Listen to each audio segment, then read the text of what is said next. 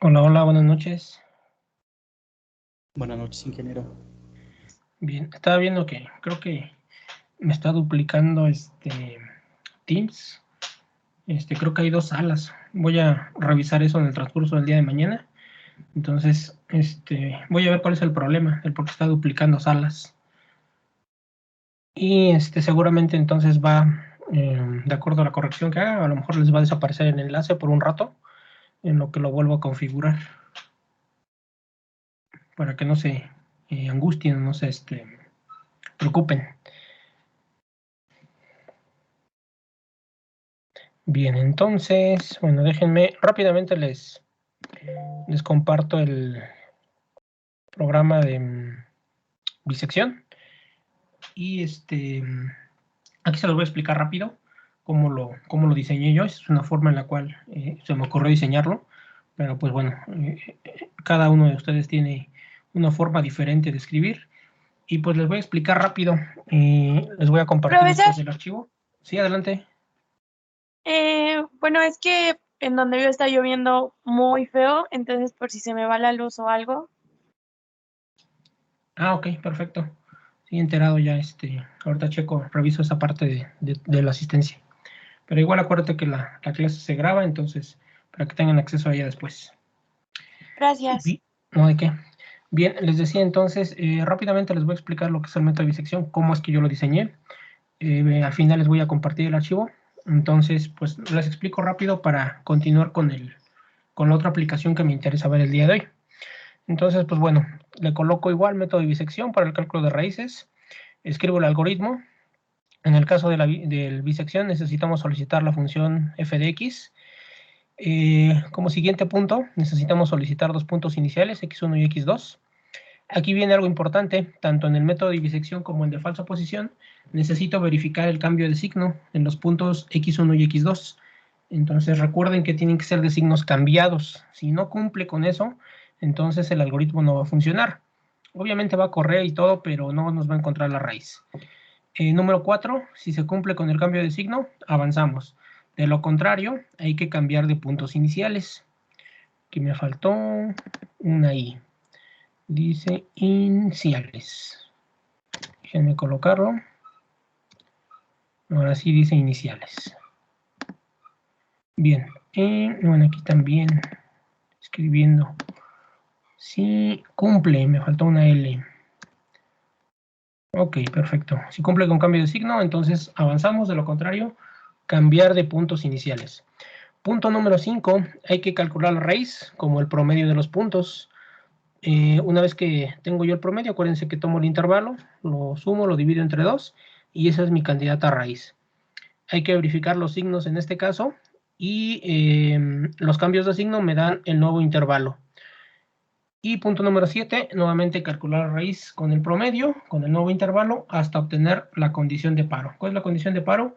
Que el error sea menor al 1%. O la tolerancia que nos dé el mismo programa, o que nos dé el mismo problema, perdón. Entonces, ese sería el algoritmo. Y en la forma en la que lo escribamos, pues bueno, ya depende de cómo redactemos cada uno de nosotros. Bueno, escribo la solución y escribo justamente, vamos a aplicar el método de bisección. Voy a tomar el intervalo de 2 a 3. Nuevamente voy a utilizar la misma ecuación que la clase anterior, menos x al cuadrado más 1.8x más 2.5. Aquí está el paso número 1, escribo la función evaluar. Y después, paso número 2, escribo los puntos iniciales. Entonces, ahí están los puntos iniciales. Yo elegí, o me está diciendo el problema, que tome como puntos iniciales al 2 y al 3.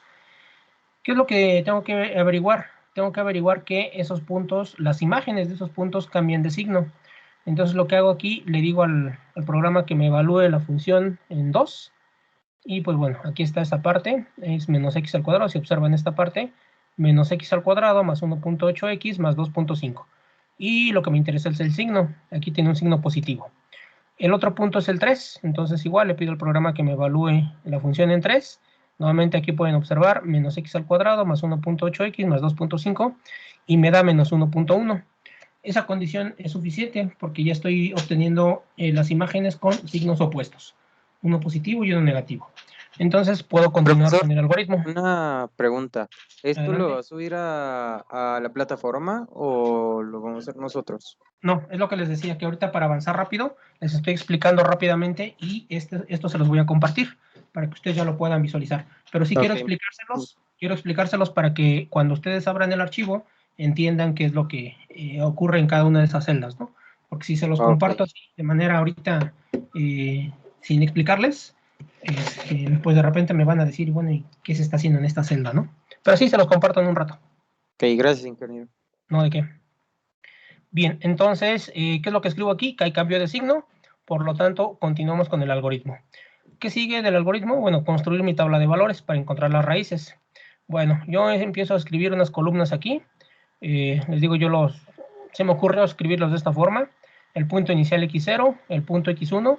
Aquí le voy a pedir al programa que me calcule la raíz. Acuérdense que es un promedio. Aquí le voy a pedir al programa que me calcule la función evaluada en el punto inicial, en el punto A o en el punto x0. Aquí le voy a pedir al programa que me evalúe la función en la raíz, que sería esta columna que está aquí.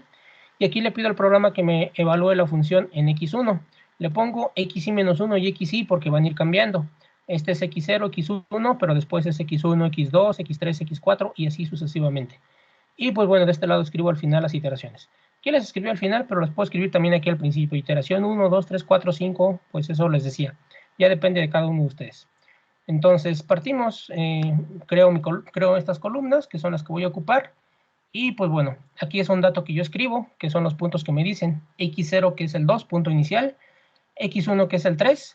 Y aquí empiezo a pedirle a la máquina que me haga los cálculos. Aquí le voy a decir que me haga el promedio. Entonces le voy a dar clic aquí. Y lo que me está haciendo es agarrar el punto inicial x0, agarrar el x1, lo suma y los divide entre 2. Entonces ese es el promedio. De esa manera me dice que la primera candidata raíz es 2.5. Una vez que ya tengo, este es el punto inicial, este es el punto x1 y este es xr, la raíz, pues ahora le pido a la función que lo evalúe. Como les decía, este es f de xy menos 1, es decir, la función evaluada en 2. Y pues ahí está, es la B27. Voy a dar clic y ahí está. Me está agarrando este punto, el primero. Menos x al cuadrado más 1.8x más 2.5. Entonces eso ya lo introduje y me da como valor 2.1. Aquí le voy a pedir que me calcule el valor de la función, pero con la raíz. Este número que acabo de calcular, que en este caso es la celda D27. Entonces, si le doy clic, me aparece nuevamente la ecuación. Menos x al cuadrado más 1.8x más 2.5. Le doy Enter y me arroja como resultado 0.75.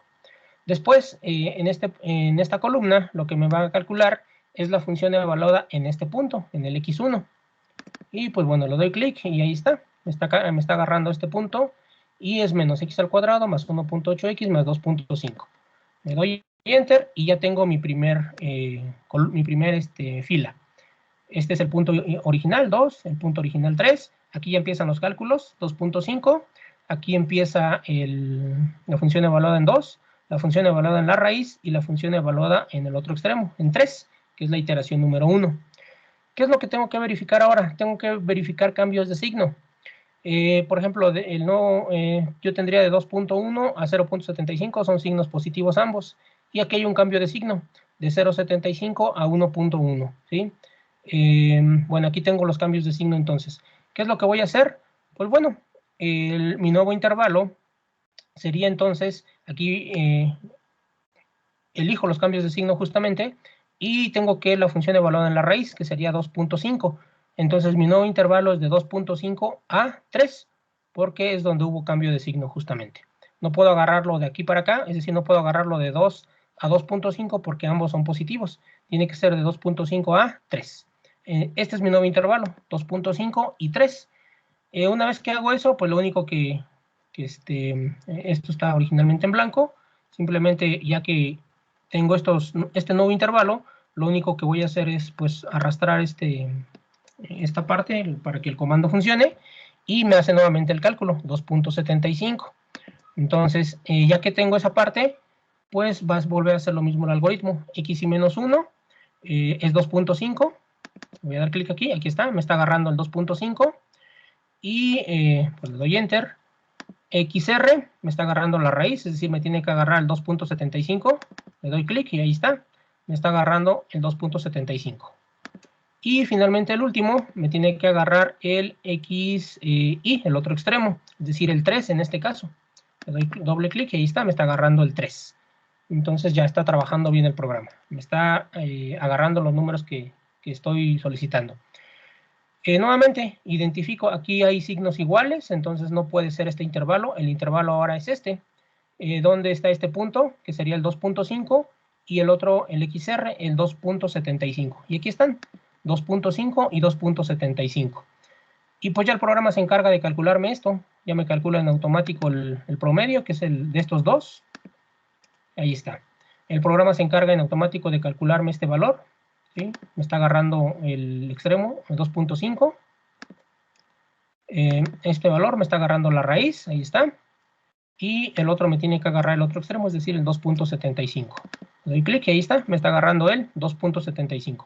Pues bueno, estoy en la tercera iteración. Pues bueno, déjenme ver. Ok, bueno, continúo con el algoritmo. Vuelvo a verificar cambios de signo aquí, estoy en esta parte. Y pues aquí no puedo agarrar este intervalo, porque son signos positivos los dos, tengo que agarrar este otro intervalo. ¿Cuál es este? La raíz. La raíz es 2.625, y aquí está, 2.625. Y el otro extremo sería el 2.75, aquí está, 2.75. Nuevamente el programa ya se encarga de darme en automático este número, que es el promedio de estos dos, de B y C. Ahí está, el promedio de B y C. En automático me da este valor, que es el valor de X0. Ahí está, valor de X0. Este es el valor de la raíz de 2.6875. Ahí está. Toma la raíz y me hace el cálculo. Y finalmente el último, el otro extremo, 2.75. Digo, entonces el programa pues está funcionando bien. Y pues bueno, otra cosa, me doy cuenta también que le ocurre a la función f. Menos 1.1, menos 1.1, menos 0.11, menos 0.1125. Es decir, sí, efectivamente, aunque se mantiene constante en estos números, pero sí se va aproximando a 0. Claramente tengo la aproximación a 0. Esta es la cuarta iteración. Continúo con la quinta nuevamente. Verifico signos. Aquí están positivos. Aquí hay cambio de signo, entonces cambio el intervalo. Sería la raíz, el primer extremo, 2.6875. Aquí está. Y el otro extremo sería el 2.75. Aquí está, 2.75. Otra vez el programa me calcula en automático eso. Me calcula en automático este valor, que toma el 2.6875. Ahí está. Toma en automático la raíz, 2.71875. Ahí está. Y este último toma el 2.75, el otro extremo. Ahí está, el 2.75. Bien, a partir de aquí, pues bueno, puedo empezar a calcular el error. Calculo el error. Aquí coloqué una columna adicional más en el error. Nuevamente recuérdense que el error es, para evitarme problemas con signos, es valor absoluto. Y la última raíz menos la penúltima entre la última multiplicada por 100. En este caso estoy comparando la raíz 4 y 5 y me da un error del 1.14. Eso significa que pues ya estoy cerca, ¿no? Acuérdense que la condición es que sea menor al 1%. Calculo la sexta iteración. En la sexta iteración aquí están los intervalos nuevos, el valor de la raíz que lo calcula en automático y el valor de f. Y calculo el error. Aquí está la fórmula de error. Ahora me compara la raíz 5 y 6. Y pues bueno, en este caso me arroja un error del 0.5714. Y en este momento puedo detener el algoritmo sin ningún problema porque he encontrado la raíz ya con la condición de que el error sea menor al 1%. Sin embargo, pues ustedes pueden verificar que el programa continúa avanzando. Hice una séptima iteración, una octava, una novena y una décima. Pues bueno, aquí están los valores. Lo que me interesa también es el valor de f. Menos 0.1125, menos 0.05, menos 0.02, menos 0.01. Y el último es, bueno, la iteración 10, menos 0.00. Va bajando. Entonces yo puedo continuar haciendo más iteraciones. Y pues ahí está. En este caso, si me quedo en la décima iteración, tengo un error del 0.0359066.4%. Y pues bueno, me detuve en la décima iteración. ¿Por qué? Porque bueno, la raíz se aproxima, se parece mucho a las anteriores, pero no hay ningún problema si yo me detengo aquí.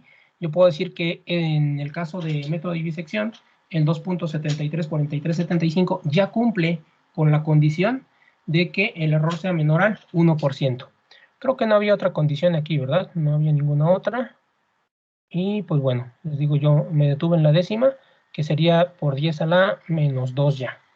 Entonces, pues bueno, finalmente escribo que la condición de paro se obtiene la raíz 10 y puedo decir que la raíz es 2.71972656. Ah, sí, ya me acordé. Creo que el error era del 0.05%, ¿no? Era este, 0.05. Ay, perdón, 0.05. Teníamos que tener una tolerancia menor a eso. Entonces ya me acordé por qué lo obtuve hasta en la décima. Si no nos hubieran dado esa condición, la raíz hubiera sido sin problema esa. 2.734375. Pero como tenía la condición del 0.05%, entonces eso lo cumple ya hasta la raíz número 10, que ya tengo un error del 0.03. Y pues bueno, es por eso que escribo aquí. El valor es de 2.71972656. ¿Sí? Bien. Y pues bueno, como nota escribo aquí, se obtuvo el porcentaje menor a 1 desde la raíz número 6 y también es una buena candidata a raíz. Si no tengo condición de paro, como es decir, si no me dicen, por ejemplo, como en este problema que tenía que tener un error menor al 0.05, pues bastaba con un error menor al 1% y con eso yo podía detener el algoritmo y tener la raíz ya solicitada. Pero como necesitaba la condición de 0.05, pues eso se obtuvo hasta la raíz número 10. ¿Ok? Entonces, de esa manera funciona el método de bisección. Les digo, yo lo escribí de esta manera, en columnas, pero pues lo pueden escribir ustedes en filas.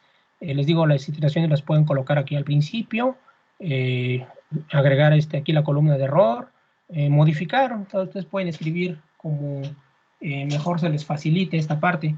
Lo importante es justamente pedirle al programa que ya me haga estos cálculos, que ya no los tengo que hacer yo a mano, que el programa me haga estos cálculos, que me haga este cálculo y este cálculo para poder decidir entre los intervalos. ¿Cuál es el nuevo intervalo que tengo que poner? Porque al final tengo que ponerlos aquí, en la columna B y en la columna C. Lo mismo va a ser para el caso de falsa posición. Tienen que elegir justamente los intervalos. Entonces, pues bueno, ahí está la fórmula el programa con el método de bisección. Y pues bueno, les había encargado el de la secante. Aquí también les voy a incluir el de la secante, perdón. Muy rápido el de la secante. Rápidamente se los comento otra vez.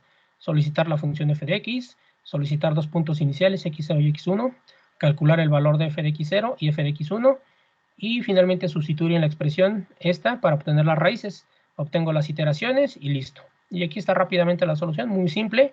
Solicito la función evaluar, es la misma, menos x al cuadrado más 1.8x más 2.5. Solicito los puntos iniciales, aquí están, x0 igual a 2 y x1 igual a 3. En este caso me los dieron, pero si no me los dieran, nosotros podemos proponer cualquier punto, no hay ningún problema. Aquí tengo mi tabla de valores, mis iteraciones, 1, 2, 3, 4, 5, 6, no sé cuántos voy a ocupar. El valor inicial 1, el valor inicial 2, que ya le llamamos x0 y x1. Nuevamente le pido al programa que me calcule f de x0, f de x1, y aquí me calculé la raíz, ya sustituyendo en esta formulita. Entonces, nuevamente, este valor, pues es el valor que me dan de inicio, este también, y aquí es donde le pido a la máquina que me calcule el valor de la función evaluada en este punto. Le voy a dar doble clic y ahí está, me toma ese punto. En el siguiente me toma el otro punto, el x3, y aquí me calcula ya la raíz, y calculo esta formulita de acá arriba, esta fórmula. Entonces, pues bueno, ahí son las candidatas a raíces, y listo.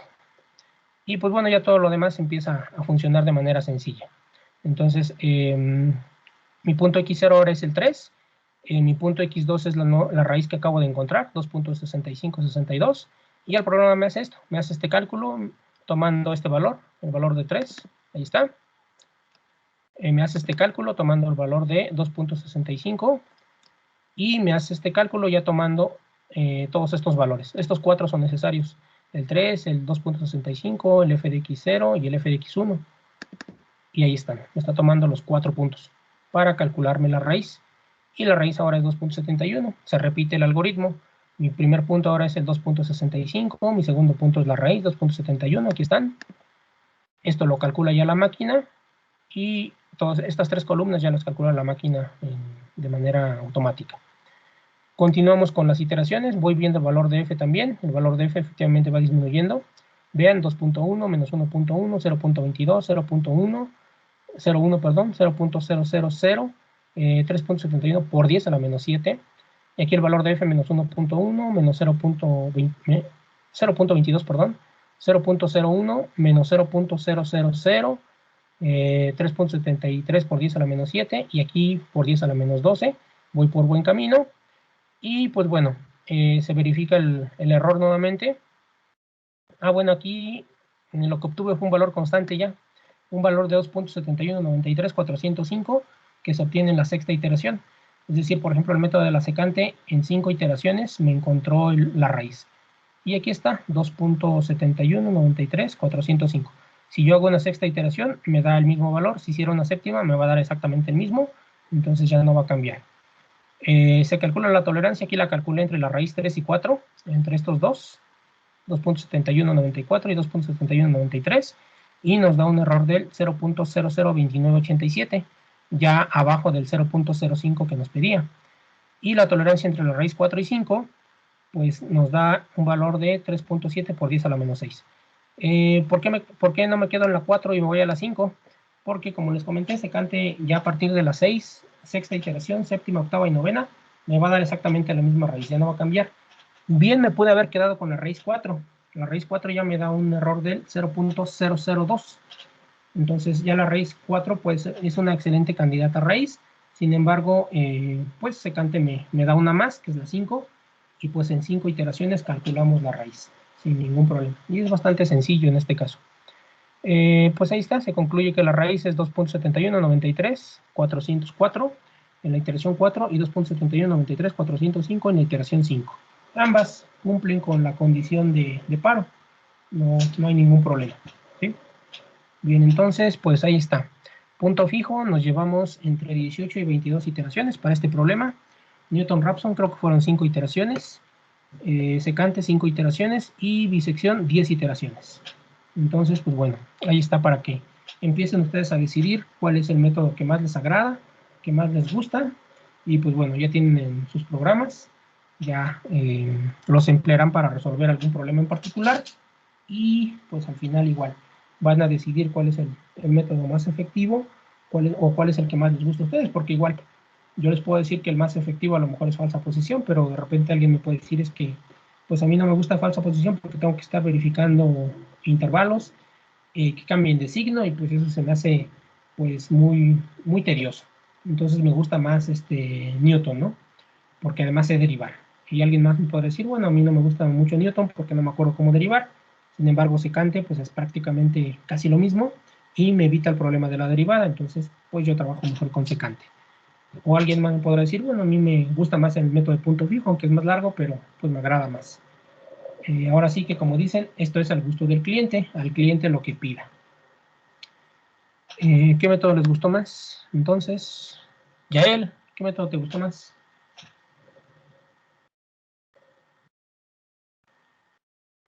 A mí el de secante, profesor. Por lo El de mismo de secante. la derivada. Ok, perfecto, Se muy ahorra bien. ese paso. Exacto, nos ahorramos un paso.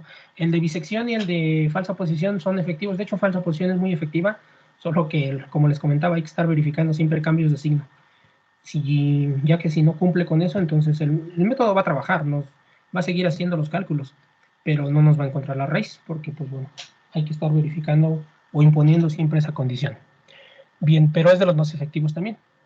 Ok, Melissa, ¿qué método te agradó más? Aquí estoy, profe. ¿Cuál método prefieres? Definitivamente el de Newton no. Me confundo mucho. Ok, perfecto. Pues Eric dice que falsa posición y secante. Muy bien. Arturo. Buenas noches, ingeniero. Hola. De la secante. De la secante. Ok, perfecto. Muy bien. Daniel, ¿qué método te agradó más?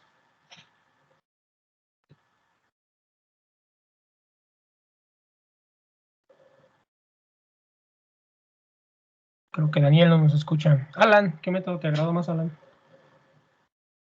Pues yo creo que el de Newton, profe. Alan, ¿qué, maestro? Perfecto, perfecto. Pues como les decía, pues aquí al cliente lo que pida.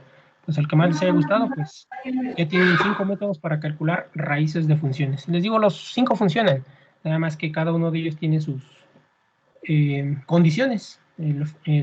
Recapitulando, punto fijo, hay que encontrar una función generatriz. Newton-Raphson, pues hay que calcular las derivadas bien. Secante, pues secante no le veo mucho problema, simplemente el método funciona, les demos los puntos que les demos, no hay problema.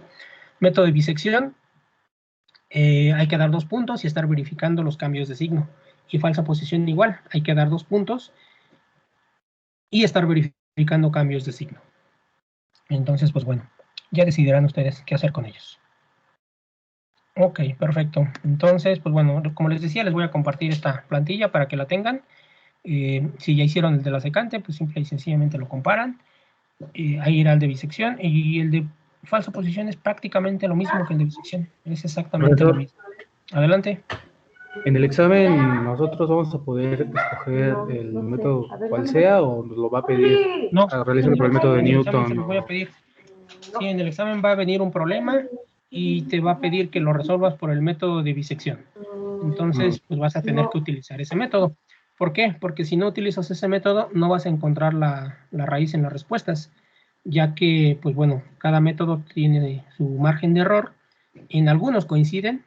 Por ejemplo, se dieron cuenta que en secante y en Newton-Raphson, pues coincidió prácticamente la raíz sin problema. Pero ya en bisección y falsa posición, pues varían con algunos decimales. Entonces sí, es necesario utilizar el método que te pidan. Pero bueno, les decía, no se preocupen, ya tienen el programa, simplemente cambian la función y eso es todo. En automático les hace todo el programa. Bien, entonces, pues bueno, déjenme cerrar dejar de compartir esta ventana y les comparto lo nuevo.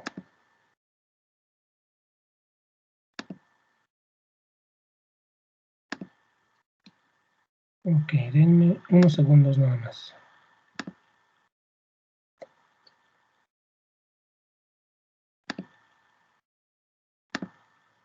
Ok. Me dicen si ya se ve la pantalla principal. Sí, ya, ingeniero. Perfecto, entonces, pues nuevamente, ahí está. Pues bueno, el día de hoy vamos a continuar igual con algo parecido, pero aplicado a un problema, pues un poco más real, ¿no? Más aterrizado a la vida real. Es decir, vamos a utilizar estos mismos, a lo mejor no estos programas, pero pues ya vamos a resolver algún tipo de problema de la vida real. Y pues bueno, al final se les va a quedar una asignación el día de hoy en el que tienen que resolver un problema ya aplicado con estos 5 métodos. Bien, entonces, pues bueno, los métodos numéricos, como les decía, son fundamentales en los problemas que aparecen a nuestro alrededor. Y como no hay forma exacta de resolverlo, pues se recurren justamente a la parte numérica. Bueno, vamos a resolver hoy el problema que aparece ahí en su pantalla. ¿Quién me describe lo que ve en su pantalla? Salto libre, ¿eh? Militar, ¿no? Exacto. Entonces, aquí tenemos un movimiento en caída libre y pues tenemos unos valientes que se aventaron de un avión y pues bueno, van a caer al piso y lo que nos interesa es saber cuál es la velocidad que alcanzan estos intrépidos. Reciben un nombre, ¿no? ¿Cómo se llaman ellos? ¿Cómo se les llama? ¿Con qué nombre se les conoce ¿Quiénes? ¿Quiénes? a estos saltadores? ¿Paracaidistas? Exactamente. ¿Fusileros? Sí, entonces vamos a resolver el problema del paracaidista. Bueno, ¿en qué consiste resolver el problema del paracaidista? Bueno, el paracaidista pues lo que hace es treparse a una nave voladora, de este caso un avión, y el avión se ubica a una cierta altura, y una vez que se encuentra a cierta altura, y en cierto paraje también, tampoco nos podemos aventar donde sea, pues bueno, lo que hace el personaje es justamente dejarse caer. Perdón. Se deja caer, entonces viene aquí, simplemente se deja caer y en un instante de tiempo ya está aquí. En otro instante de tiempo ya está aquí. En otro instante de tiempo se encuentra en esta posición y en otro instante de tiempo se encuentra en esta posición. Entonces, lo que empieza a experimentar el paracaidista es justamente una aceleración hacia abajo debido a la gravedad. Entonces, si no existiera gravedad, pues el individuo podría volar sin ningún problema. Entonces, en este caso empieza a experimentar una aceleración hacia abajo.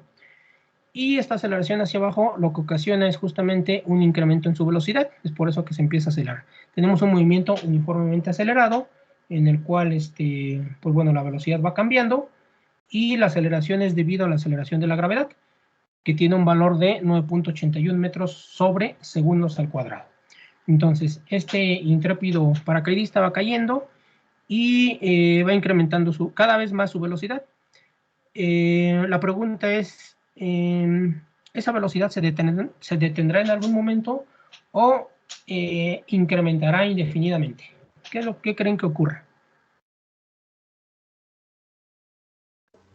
Yo que recuerde, era el movimiento semiparabólico, ¿no? Que va y que la distancia se mantiene constante, creo. Bueno, la velocidad. No, la velocidad no se mantiene constante. De hecho, debido a la aceleración de la gravedad, la velocidad va cambiando. Cada vez va adquiriendo mayor velocidad, pero la pregunta es, ¿esa velocidad se incrementa indefinidamente o creen que en algún momento esa velocidad alcanza un límite? Cuando llega a cero se detiene. Ah, el suelo, perdón. Pues digamos que si llega al suelo, efectivamente se va a detener, pero en el suelo pues ya tuvo que haber activado su paracaídas antes, justamente porque si no, tendría una muerte inminente en nuestro personaje.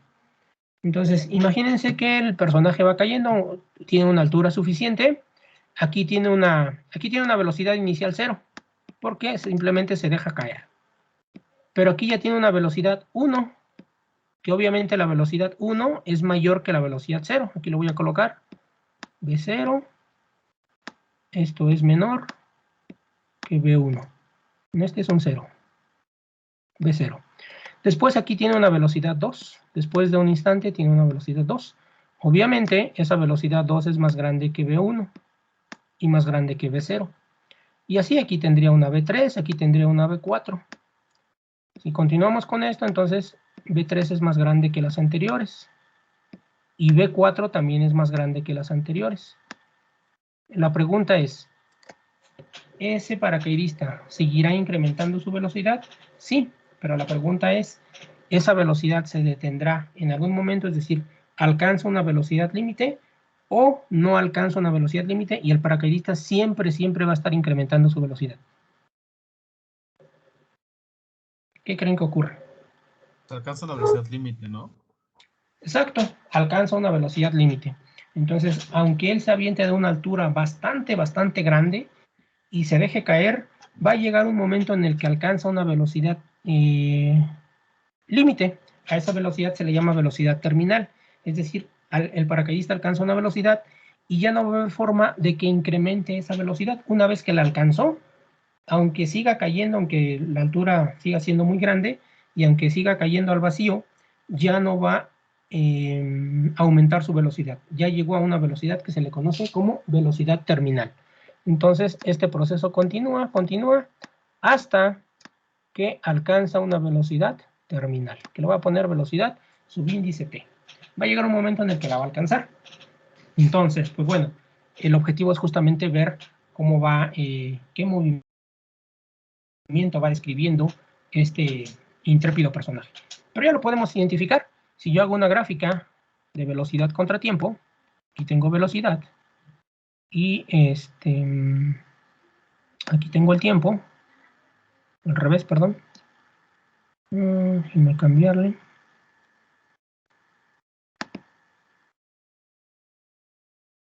Aquí está.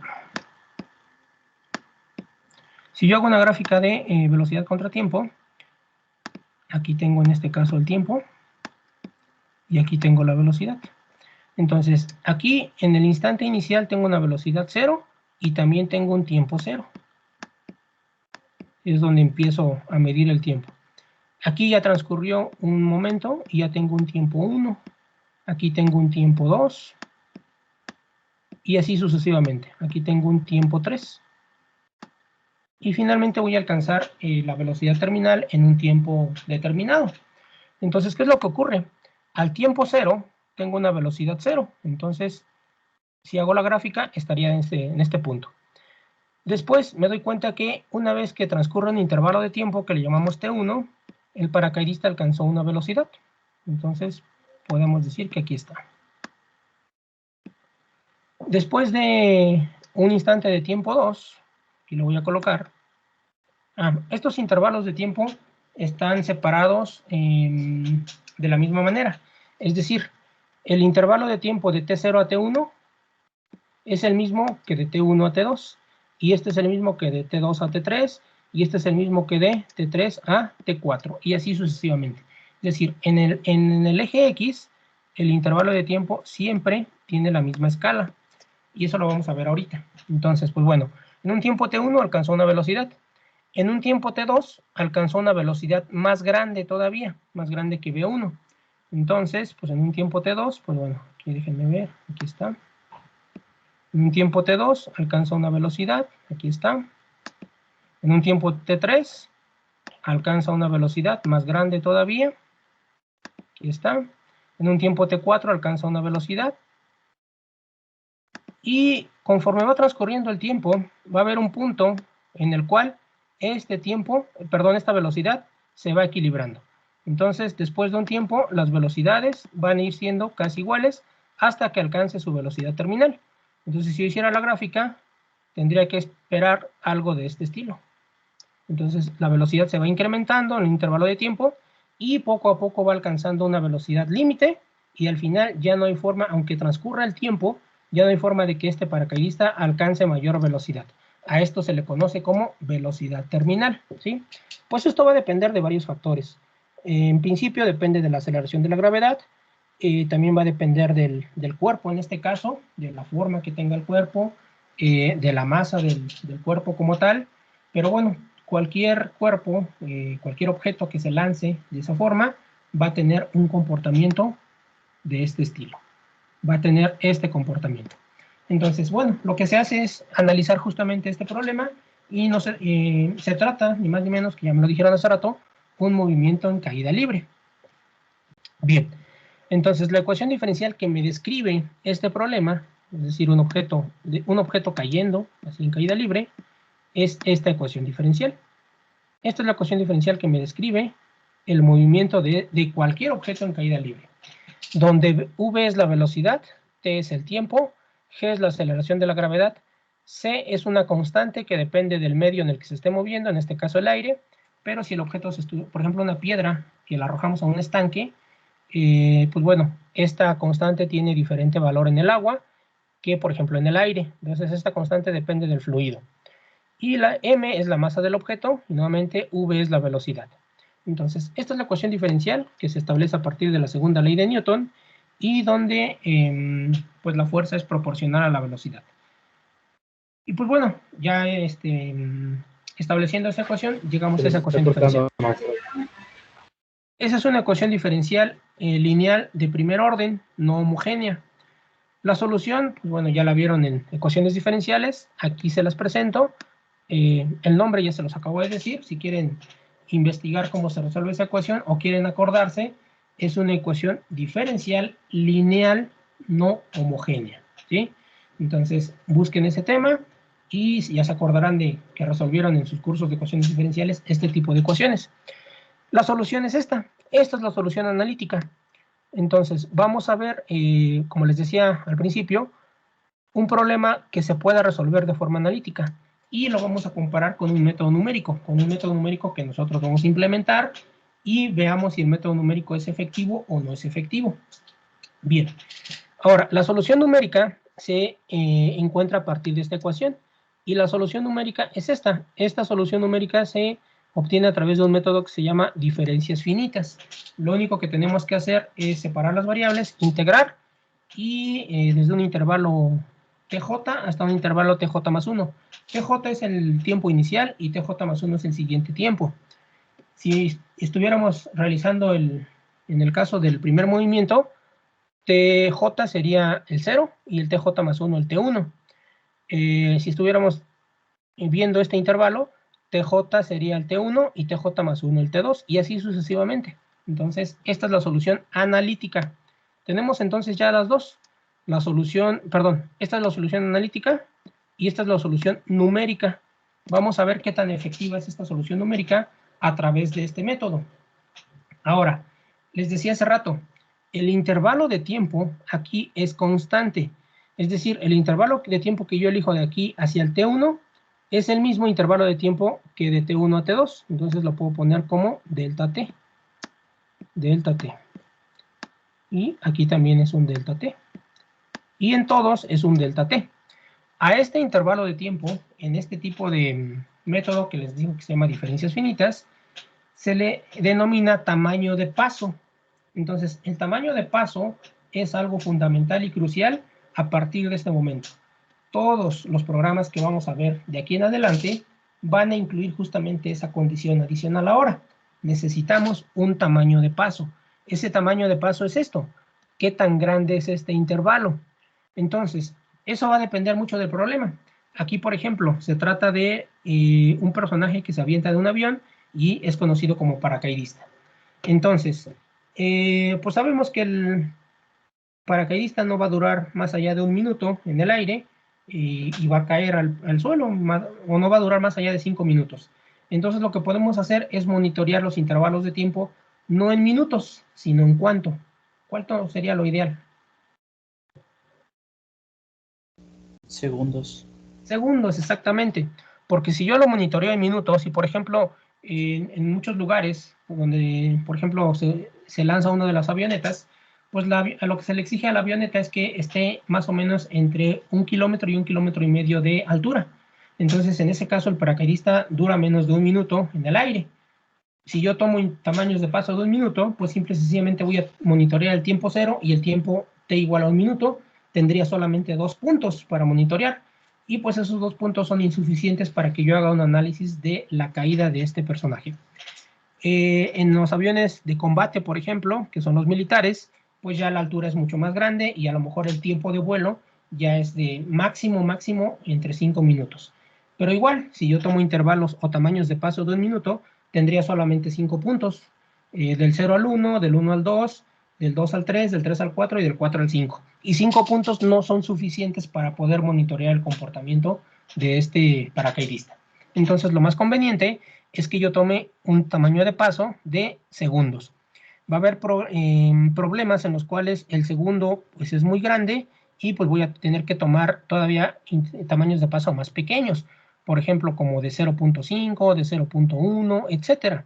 O va a haber problemas en los cuales tengo bastante espaciados, a lo mejor tengo puntos del 0 al 1000, y entonces, pues bueno, si los tomo yo de 1 en 1, pues tendría 1000 puntos, y pues digamos que son muchos para monitorear. Si los tomo de 5 en 5, pues tengo alrededor de 200 puntos, que ya son suficientes para poder monitorear el experimento. Bien, entonces, pues bueno, el tamaño de paso en este caso, como les digo, juega un papel fundamental. En este experimento, mi tamaño de paso es de 1 segundo. 1 segundo. Es decir, voy a monitorear el comportamiento del paracaidista cada segundo, desde el segundo 0. Después, en el segundo 0 sé que su velocidad es 0, porque solamente se avienta. En el segundo 1 voy a calcular su velocidad. En el segundo 2 calculamos su velocidad también, y así sucesivamente. Ahora, ¿cómo podemos monitorear esa velocidad? Pues bueno, tenemos algunos instrumentos ya de medición el día de hoy, como son sensores de velocidad justamente, y puedo monitorear ese comportamiento cada segundo. Entonces, pues bueno, lo que vamos a hacer es justamente resolver graficar ya estos dos. Ya tenemos la solución analítica y ya tenemos la solución numérica. Les decía, esta solución se obtiene en el curso de ecuaciones diferenciales. Y esta solución es una solución que se llama método de diferencias finitas, que como les mencionaba, simplemente pasamos el diferencial que no le gusta a los matemáticos para el lado izquierdo, integramos y evaluamos desde un punto TJ a un TJ más 1. De este lado nos queda velocidad y de este lado nos queda G multiplicado por TJ más 1 por T menos 1, ya cuando evaluamos la integral, C entre M, por B evaluado en TJ justamente. Y pues bueno, aquí está. Y este otro es el que aparece del lado izquierdo, pero lo pasamos en la parte derecha porque lo que me interesa es el punto subsecuente. Como en el caso de los problemas anteriores, yo calculaba o me dan la primera raíz y a partir de ese punto, que son puntos iniciales, empiezo a calcular las siguientes raíces. ¿Sí? Entonces, este juega el papel de xy más 1 y xy que veíamos en los problemas anteriores. Bien, ¿qué es lo que tenemos que hacer entonces? Pues graficar esto. Esta es la solución analítica. Lo que tenemos que hacer es darle valores a t y lo que les decía hace rato, g ya tiene un valor de 9.81 metros sobre segundos. M es la masa del objeto, que en este caso sería la masa del paracaidista. Si yo me voy a aventar, por ejemplo, de un paracaídas, yo debo de conocer mi masa y sé que, por ejemplo, mi masa es de 80 kilogramos, o sé que mi masa es de 50 kilogramos, o sé que mi masa es de 70 kilogramos, etc. Esa es la masa del paracaidista. C es una constante que tiene que ver con el fluido en el que se está moviendo el paracaidista. En este caso es el aire. Este valor de C ya tiene valores definidos para cada caso. Si estamos trabajando en agua, ya el valor de C está definido. Es decir, es un valor que se calcula experimentalmente. Si estamos moviéndonos en aire, ese valor de C ya tiene un valor definido. Es decir, no nos tenemos que preocupar por ese valor de C. Dependiendo del fluido donde nos estemos moviendo, tiene ya un valor de C. Se determina a través de experimentos que se denominan de Reynolds. A través del número de Reynolds se obtienen estos valores. Pero ya hay tablas, ya existen tablas de valores de cada uno de estos fluidos. Y bueno, son los elementos que necesito, G, M y C. Y lo único que voy a hacer es darle valores a T, y en este caso me va dando los valores de la velocidad de forma analítica. Y este lado calculo la forma numérica. Por ejemplo, al segundo 1 sería la velocidad al tiempo 0, más G, menos el valor de la constante, entre la masa del paracaidista, la velocidad al tiempo 0, que multiplica al tiempo 1, que es un segundo, menos el tiempo inicial, que es el tiempo 0. Esa sería la primera iteración. Para la segunda iteración ya tengo el tiempo 1, entonces obtengo el tiempo 2. Tiempo 2 sería igual, velocidad en el tiempo 2, perdón, sería velocidad en el tiempo 1, que ya la calculé en la iteración anterior. G es el valor de la gravedad, estos son constantes. V en el tiempo 1, que ya lo calculé en la iteración anterior, y ahora sería segundo 2 menos segundo 1.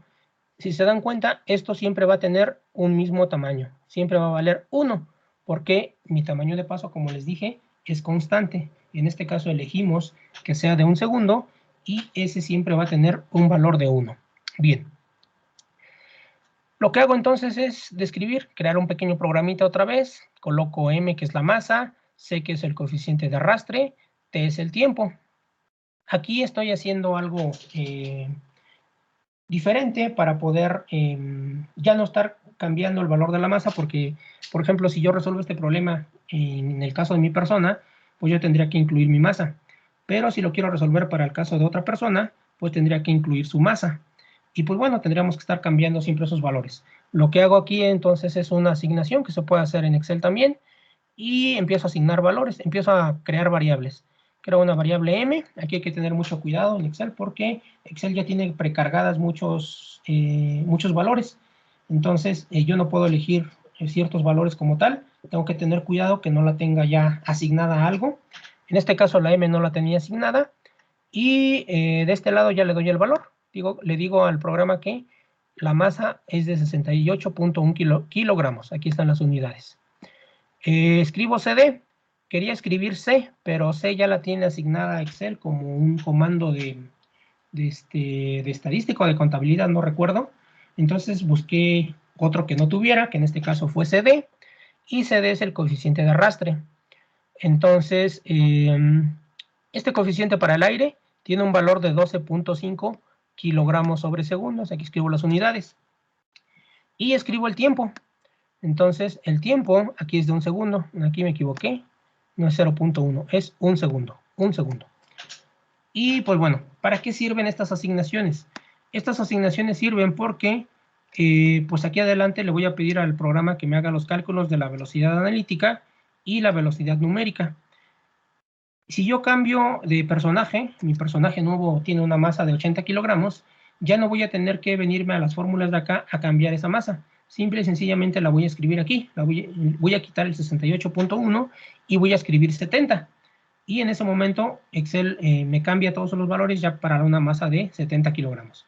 Si lo pongo una masa de 80, igual, simplemente lo cambio aquí y en automático me cambia todos estos valores. Esa es la parte bonita de las asignaciones, que voy asignando valores a las variables las escribo en las fórmulas, y una vez que yo cambio ese valor de la variable, pues el programa me hace los cambios en automático.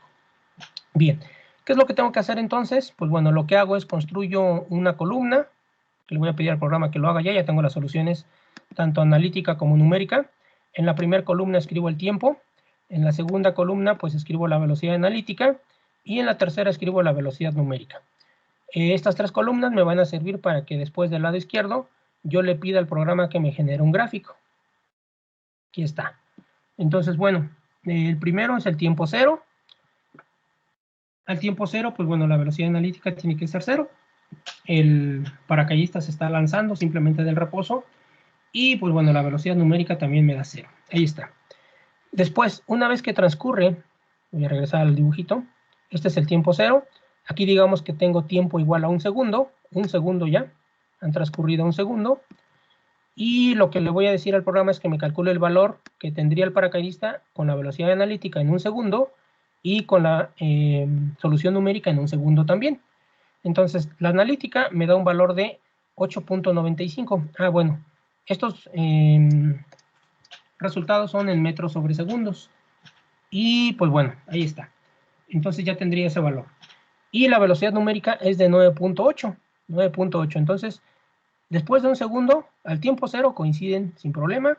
Al tiempo 1, la velocidad analítica, es decir, la real del paracaidista, ya con los datos de su masa y del coeficiente, es de 8.95. Y la numérica es de 9.8. Entonces, ¿qué es lo que tengo que hacer? Pues un intervalo de tiempo 2, un intervalo de tiempo 3, 4, 5, 6, así sucesivamente, hasta que yo vea que la velocidad se detiene, es decir, ya alcanza un valor constante. A ese valor constante, como les había mencionado hace rato, se le denomina velocidad terminal. Entonces, hasta aquí solamente he calculado al tiempo 1 segundo. ¿Ok? Entonces, pues bueno, eso es lo que ocurriría en este caso.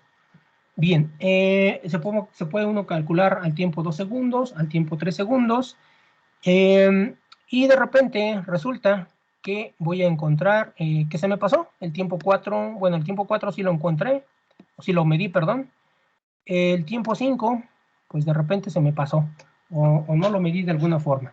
Y pues bueno, en este sentido a mí me podría servir este programa para poder hacer una predicción de cuál es la velocidad que tiene el paracaidista en el segundo 5, tanto de forma analítica como de forma numérica. Pero ahorita les muestro justamente la plantilla para ver la solución ya completa. Ok, bien, ¿alguna pregunta hasta aquí del planteamiento del problema y lo que se está haciendo? Es algo muy simple, ya tenemos las dos soluciones y lo único que estamos haciendo es graficarlas. ¿Alguna pregunta? ¿Duda? Sí, nos va a pasar entonces después lo de Excel. Bueno, nos va a mostrar a cómo sacarlo, porque es que la verdad sí me confundí un poco. Ah, sí, pero sí, efectivamente. Pero lo único que hicimos en la primera fila fue decirle al programa que me calculara la velocidad a este tiempo, al tiempo 1. Y la segunda columna o la tercera es pedirle al programa que me calcule la velocidad con esta fórmula que es la numérica. Y es la que estamos comparando. Esta es la exacta, la segunda, y esta es la numérica. Lo único que les estoy mostrando aquí es el valor a 1 segundo. Y pues bueno, casi coinciden, pero vamos a ver que, pues bueno, poco a poco se van separando y al final, pues bueno, tienen que coincidir ambas, ¿no? ¿Por qué? Porque al final la parte real me dice que el paracaidista va a alcanzar una velocidad límite y la parte numérica tiene que decirme también lo mismo. Si la parte numérica no me dice eso y me dice por el contrario que la velocidad siempre se va a incrementar, pues entonces ese programa está mal o la solución que estoy implementando está mal. Que en este caso se implementó una solución que se llama diferencias finitas. Y nuevamente, tamaño de paso es importante aquí. Pero ahorita vamos para allá. Ahorita les abro el programa y les explico qué es lo que se hizo en este caso. ¿Por qué? Porque este programa me va a servir más adelante para hacer algún tipo de predicción. Ok. Y bueno, la parte derecha, perdón, me tiene que dar el gráfico. El gráfico de la analítica y la numérica para compararlos. Bien, ok. Bueno, ¿alguna otra pregunta antes de avanzar? ¿Los datos de coeficiente de arrastre, tanto como masa, fueron datos tomados al azar? Sí, efectivamente. En este caso, por ejemplo, si yo quisiera resolver este problema con mi persona, yo tendría que ponerle aquí cuál es mi masa. Entonces yo tendría que cambiar este 68.1 porque esta no es mi masa. No me quiero balconear tampoco. Entonces yo tendría que poner mi masa aquí. Pero suponte que quisiera resolver el problema de un amigo y que tiene una masa de 70 kilogramos. Pues aquí le pongo 70 y ya el programa me hace todos los cálculos porque ya estoy introduciendo aquí las fórmulas. El coeficiente de arrastre no va a cambiar porque se está moviendo en aire. Si estuviéramos moviéndonos en agua, entonces sí, hay que cambiar el coeficiente de arrastre. Y el tamaño de paso tampoco cambia, es de 1. ¿Por qué? Porque en este caso estoy analizando este problema. Si analizo otro problema, entonces el tamaño de paso va a cambiar, porque nuevamente eso depende del problema que esté resolviendo. ¿Ok? ¿Alguna otra pregunta?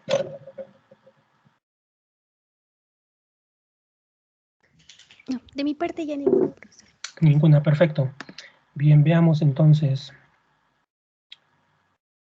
Ok, Carla, muy bien. Entonces, Alan. Vamos a ver. ¿Alguna pregunta, Alan? ¿Cuál de los cuatro? Sí, Alan Maximiliano, ¿verdad? Sí. Perfecto. ¿Alguna pregunta, Alan? No, creo que hasta el momento todo bien. Ya nada más sería como verlo más específico ya dentro del programa para que quede un poco ya más entendible. Ok, perfecto. Muy bien. Entonces, voy a pasar a la siguiente diapositiva y pues es la asignación que van a aventarse el día de hoy. Y bueno, me lo van a entregar el próximo martes porque pues les estoy pidiendo que me resuelvan este problema usando los 5 métodos, o sea, los 5 que vimos, que es punto fijo, Newton-Raphson, secante, disección y falsa posición. El problema dice lo siguiente: suponga que se está diseñando un tanque esférico, ahorita les paso la figura, de almacenamiento de agua para un poblado pequeño de un país en desarrollo. El volumen del líquido que puede contener se calcula con esta fórmula. Esta es la fórmula del volumen que puede contener este contenedor, este tanque esférico, donde V es el volumen, que dice que puede estar dado en pies cúbicos. H es la profundidad del agua que tiene en el tanque, está dado en pies, y R es el radio del tanque, que también está dado en pies. Luego dice punto y aparte. Si R es igual a 3 metros, pregunta, ¿a qué profundidad debe llenarse el tanque de modo que contenga 30 metros cúbicos? Entonces, bueno, esta parte dice aquí, esta la voy a eliminar, esta no va. Dice abajo, resuelve el problema usando los 5 métodos. Entonces, esta es la figura. Tenemos un tanque que es esférico, tiene una cierta capacidad, que es el volumen, tiene un radio, tiene este radio, y lo que nos están preguntando es, ¿cuál es la altura que debe de tener el agua en este tanque, de tal forma que el volumen, déjenme ver de cuánto es, sea de 30 metros cúbicos. Sea de 30 metros cúbicos. Y además nos están dando el valor del radio.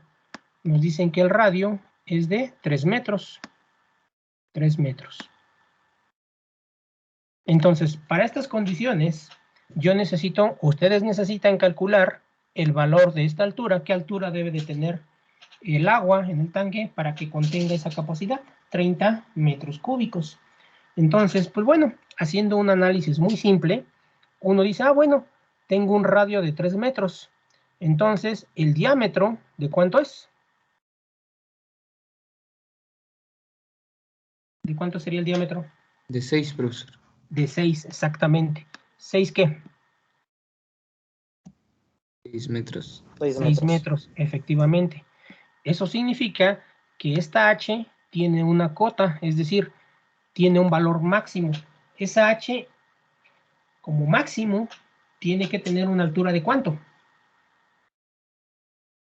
6 metros. De 6 metros, exactamente.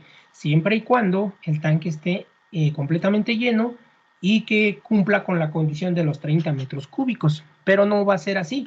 Eso significa entonces que el valor de H tiene que ser forzosamente menor a 6 metros.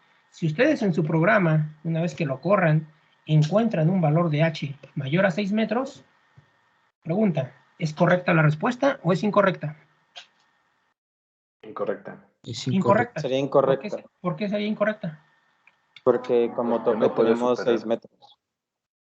Exacto, como límite tenemos 6 metros. Si yo tuviera un valor en las raíces mayor a 6 metros o mayor a 6, el algoritmo, el programa o la función que estoy utilizando es incorrecta.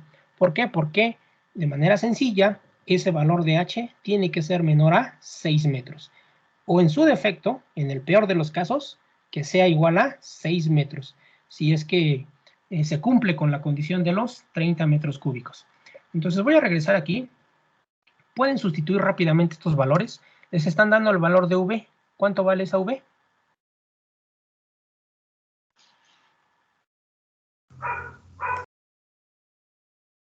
Sin miedo, ahí está. ¿No son 30 metros? 30, exactamente. Voy a escribir los puros números nada más. 30. Igual, pi es un número, es una constante, se va a quedar ahí. H es justamente la variable que nos interesa. H cuadrada. Que multiplica, paréntesis, 3R. ¿Nos da el valor de R, sí o no? Sí, 3 metros. 3 metros, entonces, ¿cuánto es 3 por 3? 9. 9, exactamente. Menos H. H es la variable que voy a investigar. Entre 3. Entonces, ahí está más clara ya la función. ¿Quieren que les ayude a despejar la función para que tengan a la f de x o ustedes ya lo hacen?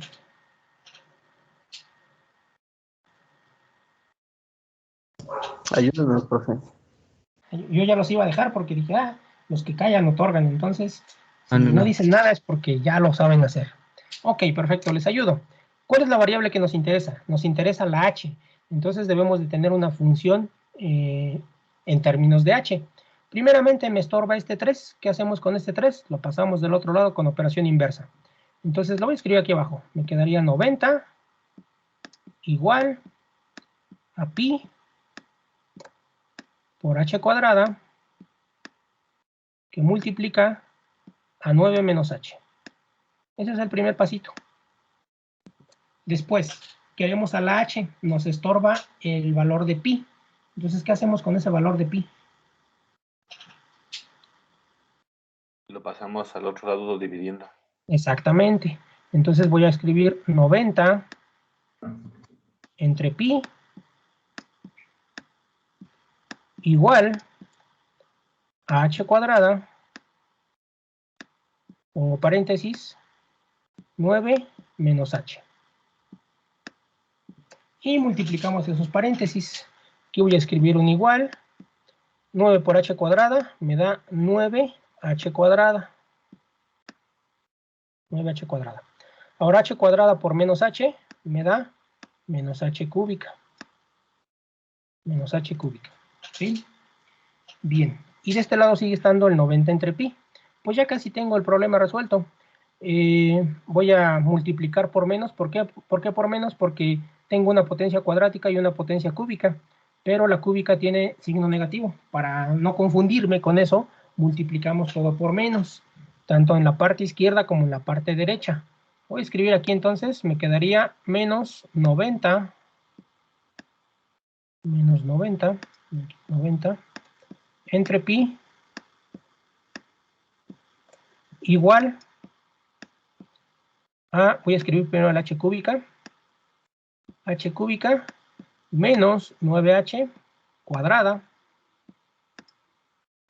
y ya cambiamos de signo.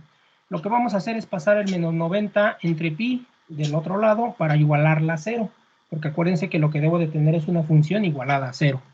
Si hacemos eso, pues tenemos ya la función que hay que resolver. H cúbica menos 9h cuadrada más 90 entre pi igual a ¿cuánto? ¿A 0? A 0, exactamente. Y esta es mi f de h. Esta es mi f de h. O si lo quieren ver en términos de x, como tal y cual lo resolvimos en los problemas, pónganle x cúbica menos 9x cuadrada más 90 entre pi igual a 0, y ya es la función f de x. F de x. Y esa es la función con la que van a trabajar. F de x. ¿Sí? Entonces, esa es la función. Es el único, digamos que inconveniente hasta ahí. Para punto fijo, acuérdense que tienen que despejar una de las h's de ahí. Por experiencia, como es una función polinomial, ¿qué les funciona? ¿Un polinomio o una raíz?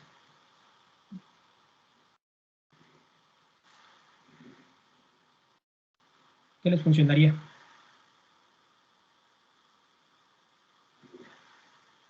¿El polinomio? En punto fijo, ¿les funcionaría un polinomio o una raíz? Hicimos 2 problemas de esos. Y 3 con el de la plantilla. Comenta el compañero Eric que la raíz. Exactamente. La raíz, por experiencia, en punto fijo funciona la raíz. Después viene el método de Newton. Ahí tienen la función, lo único que tienen que hacer es derivarla, pero es una derivada en x, x cúbica menos 9x cuadrada más 90 entre pi. La derivan y con eso ya tienen el algoritmo. Secante, no, ahí está la función, no le tienen que hacer nada, simplemente proponen 2 puntos. Bisección, proponen 2 puntos, pero acuérdense que tienen que cambiar de signo. Y falsa posición, igual proponen 2 puntos, tienen que cambiar de signo. ¿Qué es lo conveniente? Pues lo conveniente es que agarren esta función y la grafiquen para que vean más o menos cómo se comporta y dónde está ubicada más o menos la raíz. Como es una función cúbica, van a encontrar 3 raíces. Pero no las 3 me interesan. Eso es lo bonito de la parte de las matemáticas ya. En matemáticas nos enseñan que una función cuadrática tiene 2 raíces. Una función cúbica tiene 3 raíces. Pero una función cúbica posiblemente tenga 2 raíces negativas y una positiva. O al revés, 2 positivas y una negativa. ¿Por qué? Porque la cúbica hace esto. Una función cúbica hace esto. Entonces puede ser que tenga 2 raíces negativas y una positiva, o al revés. Entonces, mucho ojo con eso. Como este es un problema de la vida real, ustedes ya van a poder identificar qué raíz es la que les conviene. Supongamos que ustedes encuentran que una raíz está en 3.5 y la otra raíz en 9.8 y la otra raíz en menos 1.5. Estamos resolviendo un problema real en el cual quiero calcular la altura del estanque. Pregunta, ¿una altura de menos 1.5 tiene significado lógico o es lógica? No. No, obviamente no. Entonces esa la voy a desechar.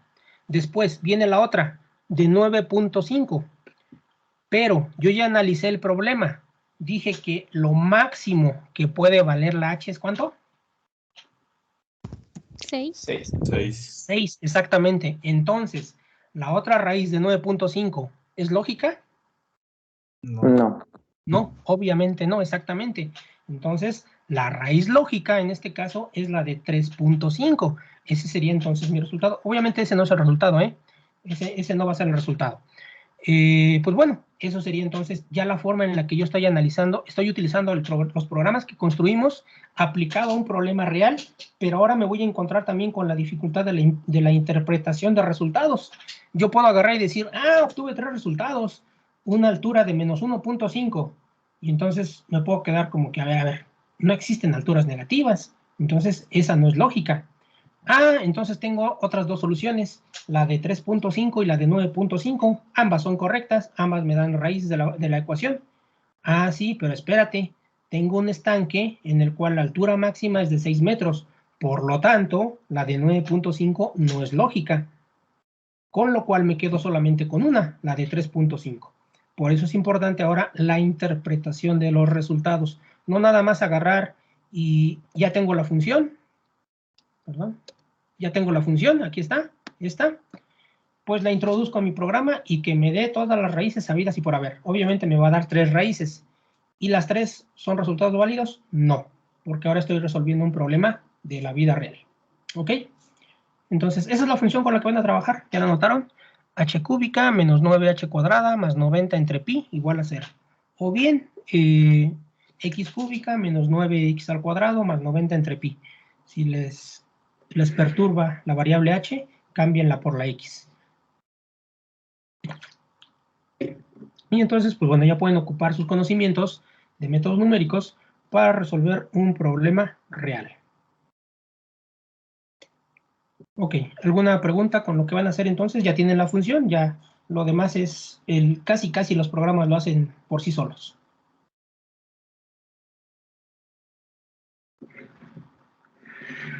¿Dudas?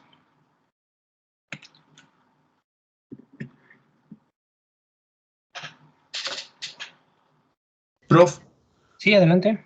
decía que lo tenemos que hacer con los 5 métodos, ¿verdad? Sí, claro, así es. Ok. Y es para el próximo martes. Exactamente, sería para el próximo martes. Les digo, ya Ok. no les va a costar trabajo, simplemente en sus programas, van a introducir esta función. Esta es la función que van a introducir en sus programas. Nada más. Tal vez el único que les cause un poco de dificultad será el de punto fijo, porque hay que despejar y encontrar una función generatriz, pero en los demás, pues solamente en los demás se solicita Newton-Raphson, la función y su derivada. Secante, la función, ahí está. Punto fijo y bisección, la función, ahí la tienen, sin ningún problema. Entonces, Ok. el único trabajo adicional que van a hacer es en punto fijo encontrar la función generatriz y en Newton-Raphson encontrar la derivada. Pero es una derivada sencilla porque es un polinomio. Ahora sí, escucho, alguien iba a preguntar algo.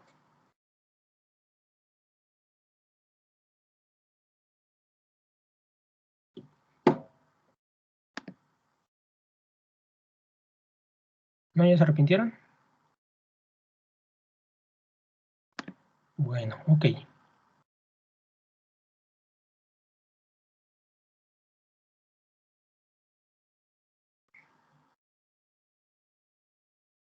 Bueno, viendo en el chat, Eric preguntaba que si se escribe una función en la calculadora, pide como requisito el paso, el cual avanza la función. Sí, tengo que el tamaño de paso lo definen ya estos tipos de programas, pero el tamaño de paso siempre lo definen los métodos que se conocen como diferencias finitas, y su nombre lo indica, una diferencia entre cada intervalo y tiene que ser la misma, por eso uno elige el tamaño de paso. Otra vez, en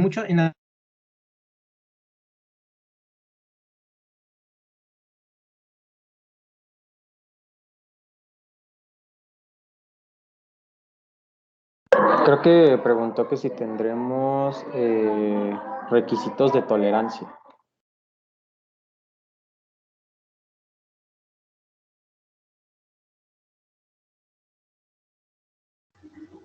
Requisito de tolerancia, ¿qué es eso?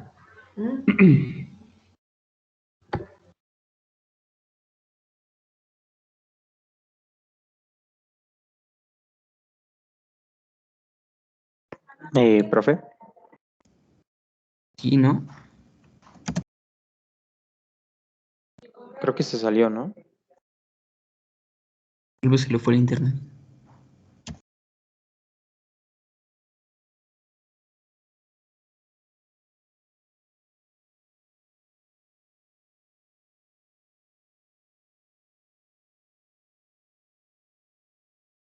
Sí, ya se salió.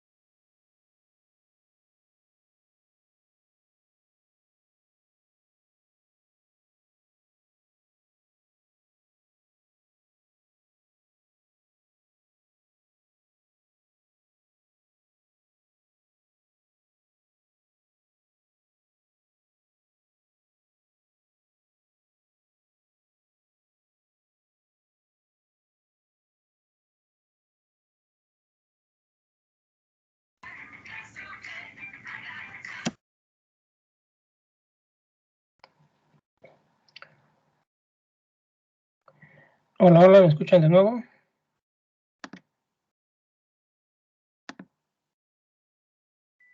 Fueron a dormir. Sí, profe. Perfecto. Tuve problemas de red. Les mandé mensaje en el chat, pero creo que no salió tampoco. No sé si lo vieron. No, bueno, de mi lado no me llegó nada. No apareció, ¿verdad? Porque No, tampoco no me llegó. aparece aquí que se haya enviado. Bueno, es que tuve problemas de red, pero parece que ya se estabilizó esto. Bien, entonces, Profesor, adelante, una Alan. disculpa. ¿Esto lo va a subir a Blackboard? Sí. De hecho, ya Ok, en un momento les aparece. ok, Y es déjenme que regresar. me tengo que retirar. No sé si Ok. Sí, ya casi acabamos. 10 minutos más y ya acabamos. Gracias, profe. Bien, déjenme. Regreso al problema del paracaidista, entonces. Coméntenme si ya ven mi plantilla de Excel. Profesor, ya se ve. Ok. Sí, ya se ve. Es igual aquí, escribo problema del paracaidista, encontrar la velocidad terminal de un paracaidista y el tiempo en que lo alcanza, comparar la solución numérica con la exacta. Aquí escribo simple y sencillamente la ecuación diferencial, la solución analítica de este lado, la solución numérica y lo que les decía, tamaño de paso igual a 1 segundo. Hay que considerar las variables y constantes que aparecen en la solución. En este caso, las constantes es la masa, que está en kilogramos, el coeficiente de arrastre, que está en kilogramos sobre segundos, y el tiempo, que está en segundos.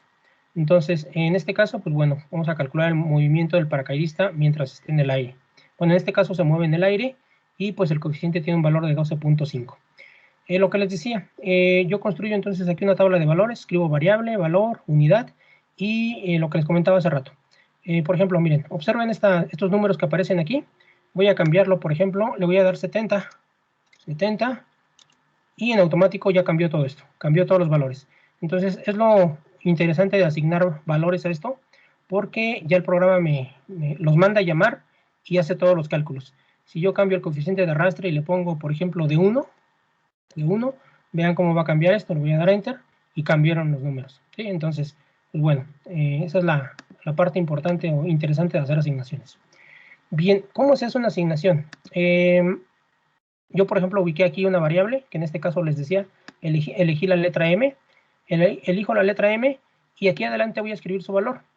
Lo voy a hacer aquí, elijo esta celda, se van a ir aquí a la parte de las pestañas de arriba, normalmente está en inicio, ustedes van a buscar una que dice fórmulas, ahí está, y donde dice fórmulas van a darle, van a buscar una pestaña que dice definir nombre, le damos definir nombre, y pues bueno, me va a abrir una pestañita de estas, o muy parecida, dependiendo de la versión de Excel que tengan, y como yo ya introduje la variable M, aquí está la variable M, pues bueno, lo que voy a escribir es justamente aquí un nombre, escribo aquí la variable M, y voy a seleccionar el rango de datos, me dice que es en la F23, que es la celda justamente en donde yo estaba. Y en ese entonces le doy a aceptar. ¿Qué es lo que ocurre entonces? Esto, ven, voy a dar clic aquí. Si observan este 68.1. Sí. Ahora, me voy a ir a la parte de acá arriba. Aquí donde dice f de x, ¿observan el 68.1? Sí. Y aquí adelante, aquí enfrente, ¿qué letra aparece? Una M. Una M. Me voy a ir a otra celda. Aquí, por ejemplo, kilogramos. Me aparece kilogramos aquí. ¿Pero qué celda apareció aquí? La E23. La E23, porque exactamente, yo coloqué kilogramos en la E23, no tiene ninguna asignación. Entonces igual, si yo me coloco en esta celda, ¿qué me aparece aquí? Kilogramos. A Aquí. la F. F de X me aparece 0, ¿sí? Porque no estoy haciendo ninguna asignación. Entonces voy a regresar a esto. 68.1, vean, 68.1 tiene el valor de M. 12.5, ¿qué valor tiene aquí? CD, exactamente. Entonces, eso se trabaja con asignaciones. Y bueno, ¿para qué quiero las asignaciones? Para lo siguiente. Ya me voy a generar mi tabla de valores. Nuevamente construyo mis columnas, tiempo, velocidad analítica y velocidad numérica. El tiempo inicial es el 0, la velocidad analítica tiene que ser 0. Aquí está la ecuación, vean la ecuación. Le voy a dar clic aquí, o lo estoy marcando aquí. Aparece 9.8 por m entre c, que multiplica a 1 por la exponencial menos c entre m por el valor de x. por el valor de t, en este caso. Y es justamente esta ecuación. Estoy metiendo la ecuación tal cual. Aquí está. G tiene un valor de 9.8. M lo estoy escribiendo aquí. ¿Por qué? Porque este valor va a cambiar dependiendo de la persona que se esté lanzando. El coeficiente de arrastre también va a cambiar dependiendo del fluido donde me esté moviendo. En este caso me muevo en aire. Y lo demás lo introduzco. 1 menos la exponencial menos c entre m por t. 1 menos la exponencial menos c entre m por t.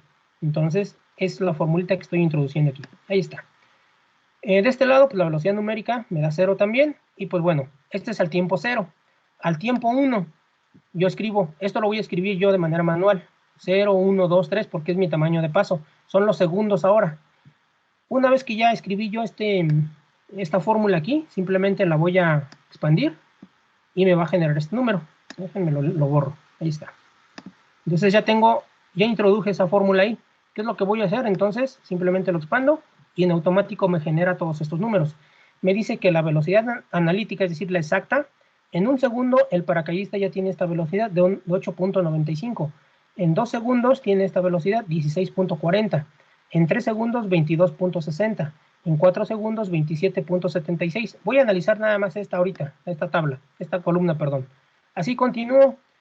10 segundos, 13 segundos, 15 segundos, 19 segundos. Y a partir del segundo 20 empiezo a observar algo. 52, 52, 52, 52. Se empieza a estabilizar. Segundo 26. Segundo 27, 53. Y así sucesivamente hasta, por ejemplo, llegar al segundo 32. 32, por ejemplo, yo lo puse aquí. Y pues bueno, la velocidad prácticamente ya se va a mantener aquí. Y a partir del 27 tengo 53, 53, 53, 53, 53.20, punto 24, es decir, ya se va quedando en ese punto. Si yo escribo un 33, pues el valor va a ser de 53 también. Entonces déjenme ver, a ver si puedo escribir ahí, que coloqué un número. Y lo voy a arrastrar. Ahí está, 53.26, realmente ya se va estabilizando, lo cual yo ya esperaba, yo ya sabía que esa velocidad se iba a ir estabilizando poco a poco. Bien, entonces ya analicé la parte analítica, ahora me voy con la parte numérica. Aquí escribo la velocidad numérica, aquí viene el primer cálculo es esta fórmula otra vez. B en el tiempo 1 sería el B en el tiempo 0, más G menos C entre M, B en el tiempo 0, T en el tiempo 1 menos menos T, 0. Entonces, es toda esta fórmula que tengo ahí. Ahí está, toda aquí aparece. Mi tiempo inicial, más 9.8, C entre M, el tiempo inicial, tiempo subsecuente, menos tiempo anterior. Entonces, ahí está mi fórmula. Y me arroja como resultado el 9.8. Entonces, bueno, ya tengo esa parte. Y, pues bueno, lo único que va a hacer es jalar este valor del tiempo inicial y del tiempo subsecuente. Entonces ahí está, simplemente le doy enter y lo único que voy a hacer es arrastrar esto y ahí está, ya me da este valor. Me dice que al segundo 2 es de 17.80, al segundo 3 es de 24, si se dan cuenta pues son muy parecidos, ahí van casi pegados y pues bueno, hay diferencias entre ellos, pero lo interesante es justamente también al final. Al final me voy al segundo 30 y también, vean, empiezo a obtener, de hecho, de la forma analítica, desde el segundo 25 obtengo la velocidad 53 ya. La 53 la alcancé ya, por ejemplo, en el 27 aquí ya la alcancé desde el 25. Pero también se va estabilizando ya, va alcanzando una velocidad que le llamamos velocidad terminal. Como ya generé estas 3 columnas, pues lo que hago ahora es pedirle que me haga la gráfica. Y aquí está. Ahí está. Bien, entonces, en este caso, pues bueno, me va a generar Excel la gráfica. La azul es la velocidad analítica, es decir, el valor real, y la naranja es la velocidad numérica. Y pues vean, al principio pues van coincidiendo, después se tienen una ligera diferencia entre ellas, pero al final, igual, ambas coinciden. En este caso, la velocidad del paracaidista terminal es de 53 metros sobre segundos aproximadamente. Entonces, esa sería la velocidad máxima que alcanzaría este paracaidista. Con estas condiciones, claro, con 68.1 kilogramos. Si yo cambio esto y le doy, por ejemplo, 70 kilogramos, ¿sí? Entonces veo cuál es la velocidad terminal. aquí la velocidad terminal pues alcanza una mayor velocidad, es de 54, casi 55 metros sobre segundos. Y en automático pues ya me va generando las gráficas también, ya me las cambió. Si le doy a una persona con menor masa, con 50 kilogramos, pues la velocidad tiene que ser menor también. Entonces 50 kilogramos, ahora la velocidad terminal que alcanza el sujeto es de 39, casi 40 metros sobre segundos. Entonces, pues bueno, lo cual es lógico. Entre mayor masa, pues somos atraídos hacia el centro de la Tierra con mayor intensidad, porque estamos siendo jalados por nuestro propio peso. Entre menor masa tengamos, pues bueno, somos jalados con menor fuerza que nuestro peso, y pues bueno, es obvio que la velocidad terminal tiene que ser más pequeña que con una persona de mayor masa. ¿Ok? Entonces, pues bueno, ahí está. Voy a regresar entonces, 68.1, que era el valor original. Y pues bueno, la ventaja de las asignaciones, les digo, es que ya en automático me cambia todo. Ya no tengo que venirme acá a las columnas y cambiar los valores. Ya en automático los manda a llamar. Y pues de este lado, como les decía, genero la gráfica. ¿Ok? Entonces, pues bueno, les voy a pasar esta plantilla igual para que la analicen. Es simple y sencillamente introducir las fórmulas y ustedes hacen la prueba con ustedes mismos. Cada uno de ustedes conoce su propia masa, la introduce ahí simplemente y sabrían cuál sería la velocidad máxima que alcanzarían ustedes si es que se lanzan en paracaídas. O si ya se lanzaron, pues, y si no calcularon su velocidad, pues ya este programa les permite calcular justamente esa velocidad.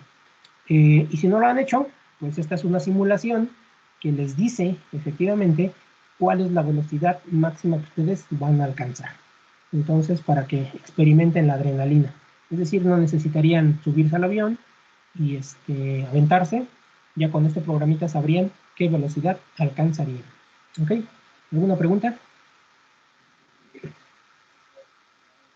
Todos esos datos están en metros sobre segundo, ¿verdad?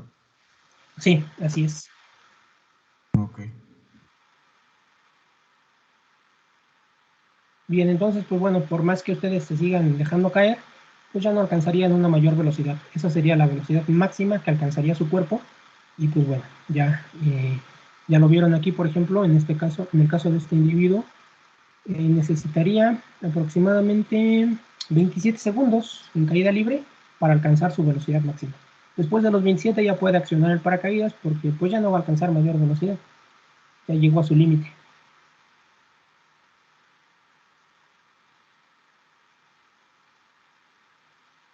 ¿Ok?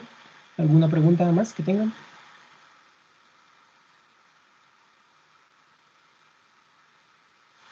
Entonces, si tenemos más masa, en menos tiempo alcanzaremos una velocidad más estable o como... Sí, así es, alcanzarás tu velocidad límite o tu velocidad No terminal, sé si... pero varían ¿Qué eso no realmente. ve? ¿Cómo, perdón? Ajá, ¿cómo? Varían ¿Qué en varía muy qué? pocos segundos.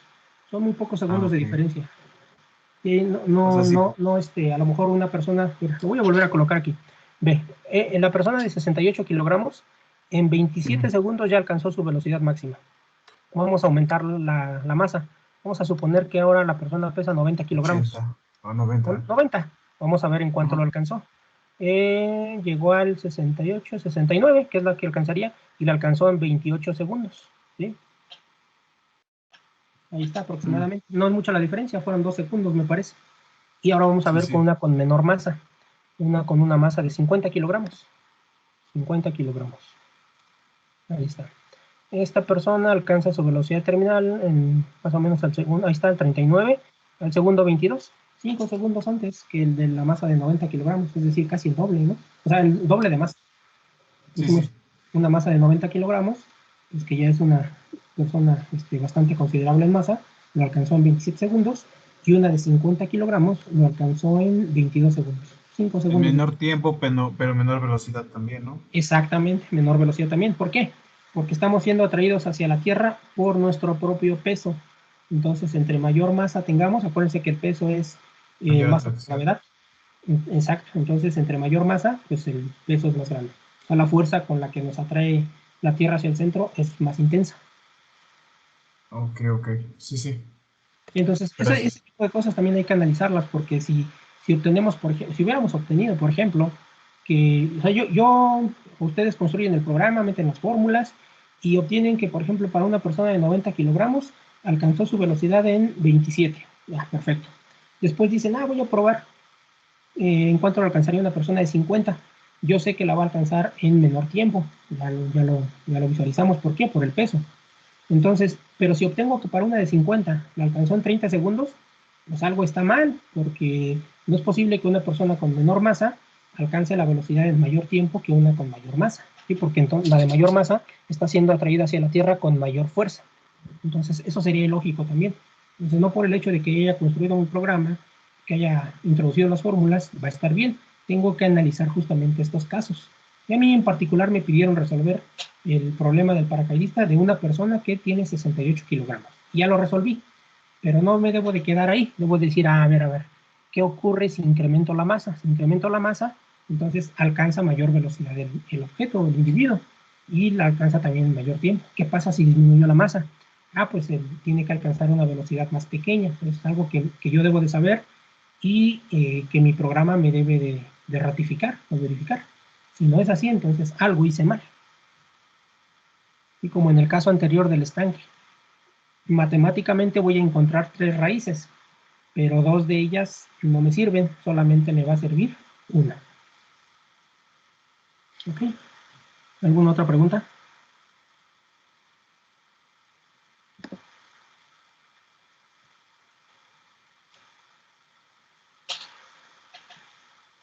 ¿No hay más preguntas? No, profesor. Bien, pues bueno, les comparto. Esa duda, yo tengo una vez, hay una teoría, sobre, dicen que un objeto pesado, una bola de boliche, cae al mismo tiempo que una pluma, que la única diferencia es por el aire. Por ejemplo, si estuviera cero resistencia de aire, caerían al mismo tiempo. Exactamente. De hecho, es el famoso experimento de Galileo, que en el vacío todos los objetos caen a la misma velocidad. Así una pluma hasta una bola de boliche, ¿no? Claro, así es. Entonces, ellos caerían a la misma velocidad en el vacío donde no hay resistencia del aire, justamente, como comentaste. No hay resistencia, entonces, en el vacío, los objetos caen a la misma velocidad. Entonces, ese hecho lo propuso Galileo en el año de 1600, y hasta hace unos 4 años, más o menos, se pudo observar ese fenómeno en un laboratorio. Se quitó el efecto de la gravedad y se dejó caer efectivamente una manzana y una bola de plomo, y las dos cayeron exactamente a la misma velocidad.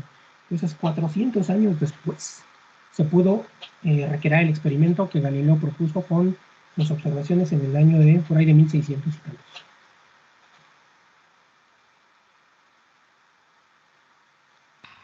Profe, ¿y las dos tardaron lo mismo en caer al piso, pues? Caen a la misma velocidad, así es, entonces se llevaron el mismo intervalo de tiempo. De hecho, busquen ese experimento, incluso estuvo circulando mucho tiempo ahí en Facebook, estuvo circulando y se ve el experimento. Hicieron una cámara de vacío justamente con gravedad cero, dejaron caer estos dos objetos y los dos cayeron exactamente a la misma velocidad, golpearon el piso exactamente al mismo tiempo. Sería interesante verlo. Sí, les digo, estuvo circulando en el Face mucho tiempo. De hecho, déjenme buscarlo, si lo encuentro les posteo el link posteriormente, pero en el Face estuvo circulando mucho ese experimento, porque justamente lo propuso Galileo en 1600 y hasta hace unos años, en el año 2000, se pudo recrear el experimento en laboratorio y se comprobó que lo que decía Galileo era cierto.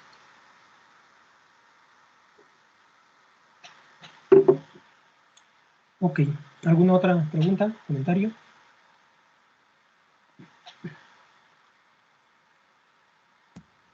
Por el momento no, profesor.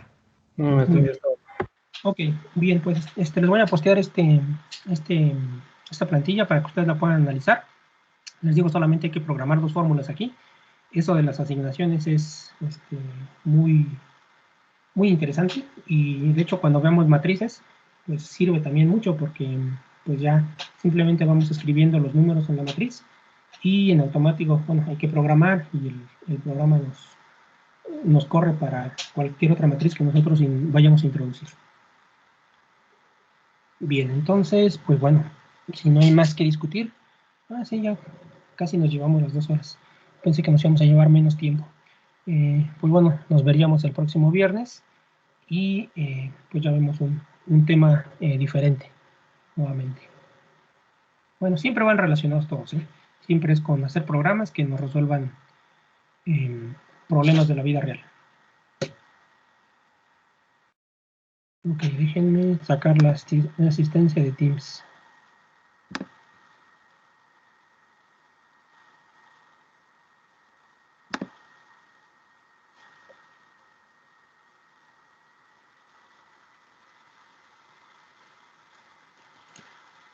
Ok, listo. Pues bueno, si no hay más que discutir, nos vemos el próximo viernes.